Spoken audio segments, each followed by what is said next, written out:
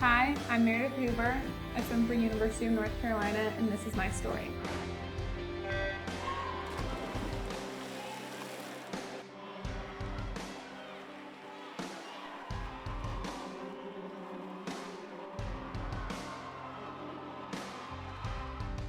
I grew up going to church. I mostly did it because of my parents, who are great Christian parents, and they wanted me to know and love God, but it wasn't really something I owned as my own faith. I had no real sense of what it meant to be fully loved and accepted by God. I thought of God as protection from all the bad things that could happen in this world. I just wanted Him to protect me and my family, and that was mostly what I prayed about. For me, growing up, my life revolved around swimming. It revolved around spending with my friends.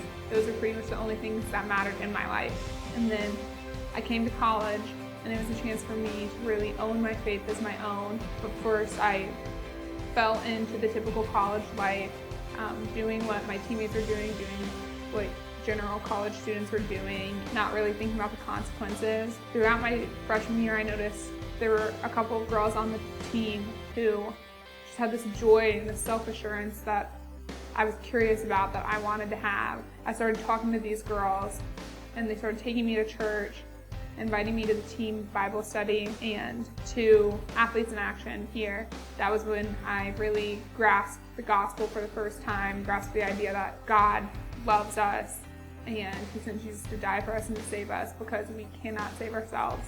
With the girls on the team, I really felt like I could open up and share my hopes and my worries and just talk to them about anything, and they became real mentors for me.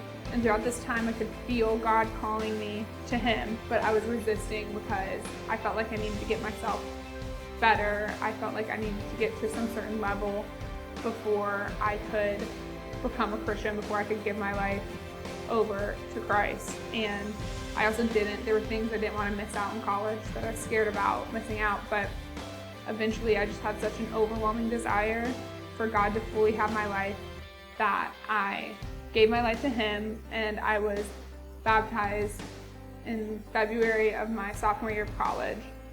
And since that point, it's just been growing in my faith, and it hasn't been easy. It hasn't been one day change. I still push against what God calls me to do a lot, but so many times I've been shown that He knows better than me. His will is much better than what I think I want for myself. I just need to surrender to what God is calling me to do. I have grown to this point where just if you don't know what's going on, that you have to trust God and trust that His plan is better than yours and better than mine. And I read a quote recently that once you've surrendered to God, the condition you're in right now is the absolute best condition for you to be in, because God loves you so much that He wouldn't have you in a place that's not the best place for you.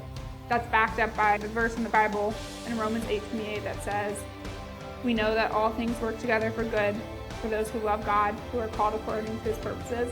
That verse just really gives me peace in knowing that no matter what is going on in my life, God is working it for my good and ultimately for His glory on this earth.